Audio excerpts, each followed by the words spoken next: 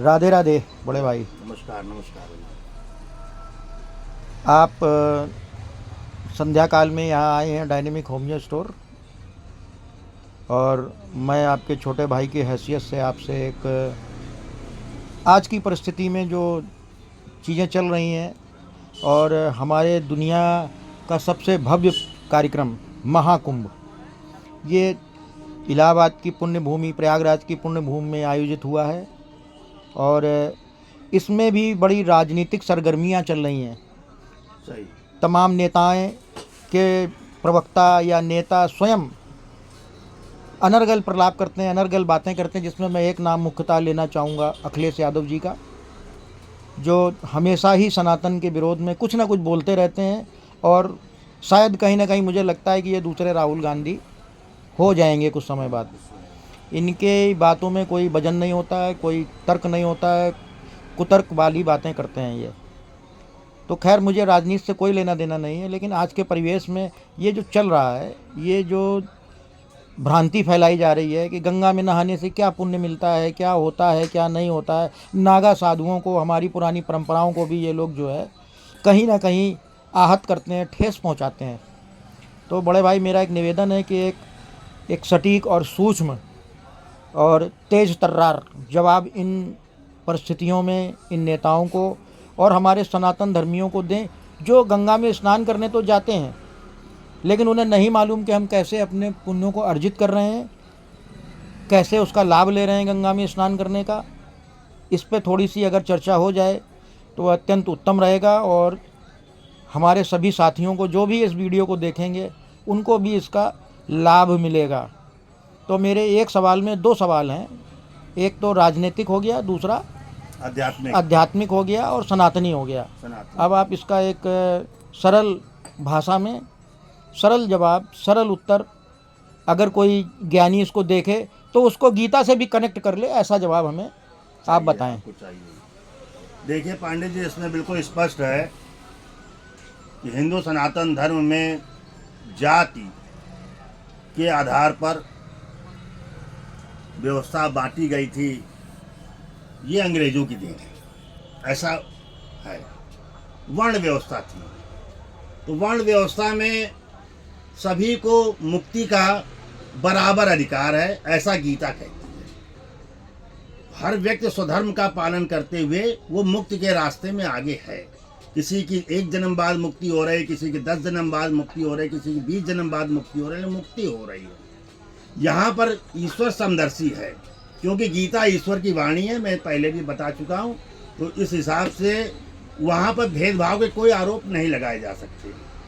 अब रही बात अखिलेश यादव जी की, उनका एक अपना माइंडसेट है, उनका अपना वोट बैंक है, उसको वो प्लीज़ करना चाहते हैं, इसलिए वो अनर्गल बोलते हैं अपना हिसाब।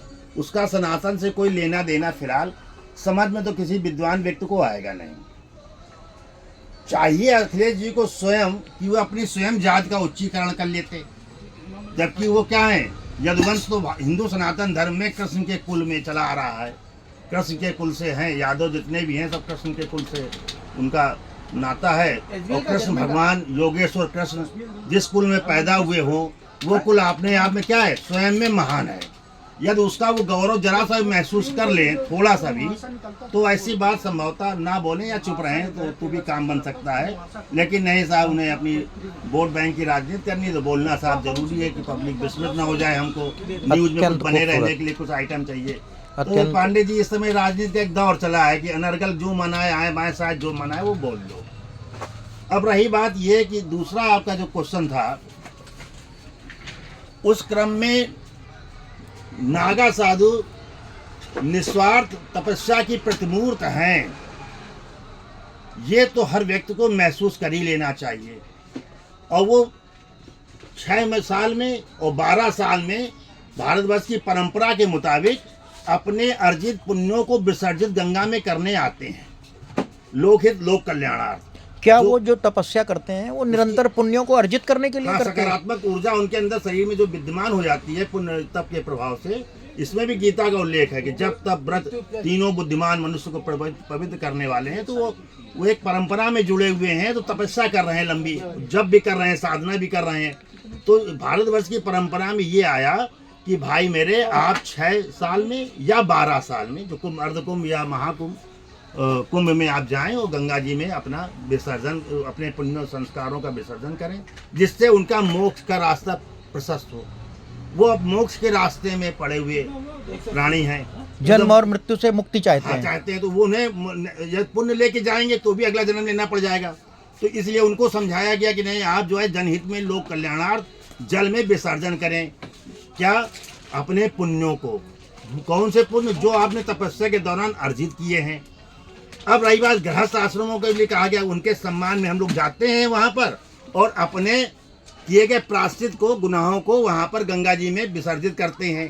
तो एनर्जी जो वाटर चार्ज हुआ है उसका लाभ हम पाते हैं। तो ये परस्पर व्यवस्था है। गृहस्थ आश्रम में हम लोग से कुछ अच्छे काम भी होते हैं, कुछ बुरे काम भी होते हैं। तो हमें सकारात्मक ऊर्जा की आवश्यकता होती है। तो हर व्यक्ति जो गंगा स्नान करने जाता है, हाँ भाई हमें बड़ा अच्छा लग रहा है, बड़ा अच्छा लग रहा है, बड़े हल्के महसूस कर रहे हैं। क्यों? हमने अपनी निगेटिविटी को पानी में उस विसर्जित कर दिया है। उसी के साथ साथ हमने जो बुरे कर्म जो किए थे उससे हमारे जो चित्त की वृत्तियों में जो संस्कार बन गए थे उसका भी विसर्जन हुआ। तो उसी समय स्नान के बाद हमें सकारात्मकता का जीवन में बोध होता है। अरे जनाब, स्नान को मारो दूर बात है, आप गंगा दर्शन का पुण्य लाभ प्राप्त होता है। आप गंगा जी किनारे बैठ जाइए, स्नान ना करिए तो भी उसका लाभ।